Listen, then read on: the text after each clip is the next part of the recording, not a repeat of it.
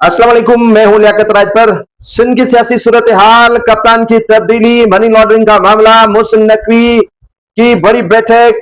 Mayor सरदारों पर जरदारी साहब की मेहरबानी और भी काफी मामलात हैं जिन पर आज गुफ्तगू होगी। सिंध के अंदर वाकई तब्दीली नहीं आ रही है, सिंध का कप्तान तब्दील नहीं हो रहा है, तो फिर सिंध का कप्तान रात के अंधेरों में नासिर हुसैन शाह और दीगर वुजरा के साथ एमपीएस के घरों में क्या लेने जाते हैं, एमपीएस के घरों में मुलाकात के लिए क्यों जाते हैं। काफी एमपीएस जो मुराद अली शाह से रूठे रूठे हुए हुआ करते थे या हैं, उनके पास भी मुराद अली शाह चल कर गए। मुराद अली शाह इतने अचानक मेहरबान एमपीएस पर कैसे हो गए अगर तब्दीली नहीं आ रही है। बड़े रेस ने मोहसिन नकवी को सिंध के मामलात में इंटरफेयर करने और मामलात को खुश असलूबी के साथ हल करने का टास्क दिया है। मोहसिन नकवी जो वजीर दाखिला और नाक का बाल है सदर आसिफ अली जरदारी का, तो वो पहुंचे हैं एक सूबाई वजीर है हाजी अली हसन जरदारी, मैंने कल भी बताया था, उनके पास, और उनसे बड़ी लंबी गुफ्तो शुनीद की है। 100 अरब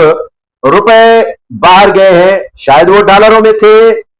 वो मनी लॉन्ड्रिंग हुई है सिंध गवर्नमेंट के अहम वुजरा के जरिए, उसकी तहकीकात में भी बड़ी पेशरफ्त हुई है। अब सदके का बकरा बनाने की तैयारी मुकम्मल हो चुकी है कि किसको सदके का बकरा बनाया जाए, कौन सदके का बकरा बनेगा। जैसे वो तारीख में बताया जाता है कि एक कबीले में ऐसा होता है कि सारे कबीले से अजाब खत्म करवाने के लिए बच्चे कुर्बान किए जाते हैं या उनकी कुर्बानी दी जाती है। तो इसी तरह सिंध काबीना के एक अहम वजीर है जिसकी कुर्बानी भी देने की काफी कोशिशें हो रही है। अगर मामला 2 दिन में सीधे ना हुए तो उसकी यकीनन कुर्बानी दी जाएगी और वो कुर्बान हो जाएगा, और उसकी हो सकता है कि गिरफ्तारी भी हो जाए, और अगर उनके मामलात इस्लामाबाद, रावलपिंडी और लाहौर वालों से न बन सके तो शायद ऐसा भी हो सकता है। सिंध के कप्तान पर आसिफ अली जरदारी सख्त नाला है, सख्त नाराज है, लेकिन बेटे की वजह से वो मजबूर है। फरियाल तालपुर साहिबा अपने करीबी जो रुफका थे, कुलीग्स थे, उम्र के बाद उनको दुबई बुला लिया है और फरियाल तालपुर साहिबा ने कयाम दुबई में कर लिया है और वो वहां बैठकर सारे मामलात को मॉनिटर कर रही है। मोहसिन नकवी जो वजीर दाखिला पाकिस्तान है, वो फरिश्तों के भी नजदीक है और पीपुल्स पार्टी के भी नजदीक है, तो उन्होंने 2 टोक पैगाम पहले सदर आसिफ अली जरदारी के यहां पहुंचाया और सदर आसिफ अली जरदारी ने कहा कि अगर मामलात खुश असलूबी के साथ सिंध गवर्नमेंट के हल होते हैं तो हल करें, अगर तब्दीली चाहते हैं तो तब्दीली करें, अगर मनी लॉन्ड्रिंग में किसी की गिरफ्तारी होती है तो गिरफ्तारी भी करवा दें, मेरी जान छुड़वाएं, क्योंकि अब मैं तंग आ चुका हूं इन सारे जो निकम्मे निकटे हैं उनकी वजह से। सारे इल्जामात मुझ पर आ रहे हैं कि उनसे शेयर मुबैना तौर पर सदर आसिफ अली जरदारी लेते हैं, लेकिन अब सदर आसिफ अली जरदारी कहते हैं कि जितनी भल सफाई करनी है कर ले, मैं किसी के बीच में नहीं आऊंगा। एक तो ये खातरी करवा दी है, और दूसरा वजीर आला सिंध के लिए भी पैगाम दिया गया है सूबाई वजीर अली हसन जरदारी साहब के जरिए कि आप उनको पैगाम दें कि मामलात को सीधा रखें। अगर मामलात सीधा नहीं रखे तो फिर इन हाउस तब्दीली भी ला सकते हैं। इसी डर की वजह से, इसी मामलात को पेश नजर रखते हुए जो कप्तान है चीफ मिनिस्टर सिंध मुराद अली शाह ने रात के अंधेरों में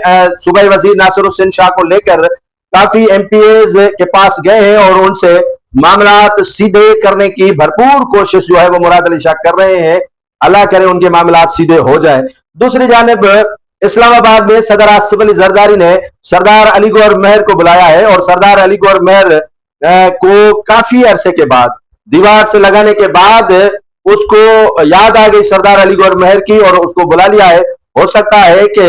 अब सरदार मोहम्मद बख्श मेहर से उनका दिल भर गया है और सरदार मोहम्मद बख्श मेहर की जगह पर सरदार अली गौहर मेहर को ये सारे मामलात भी घोटकी के सुपर्द किए जाने का भी इम्कान है। अब ये कभी इम्कान नहीं है, लेकिन हो सकता है कि मुस्तकबिल में या बजट के बाद जैसे ही रीशफलिंग होगी या जो मामलात अब बारिक बीनी के साथ देखे जा रहे हैं रावलपिंडी इस्लामाबाद की तरफ से, तो उसमें यकीनन तब्दीली जरूर आएगी। तो तब्दीली जैसे आएगी तो जिलों की जो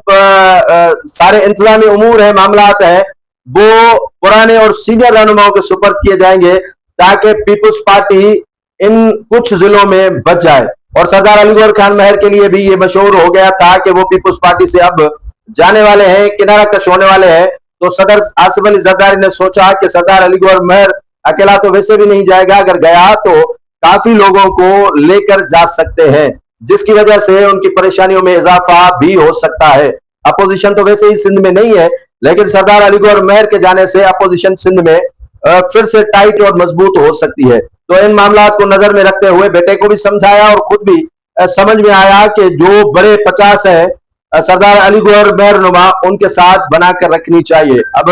देखना यह है कि मामला किस नहज पर पहुंचने वाले हैं, लेकिन तब्दीली जो है वो होने वाली है।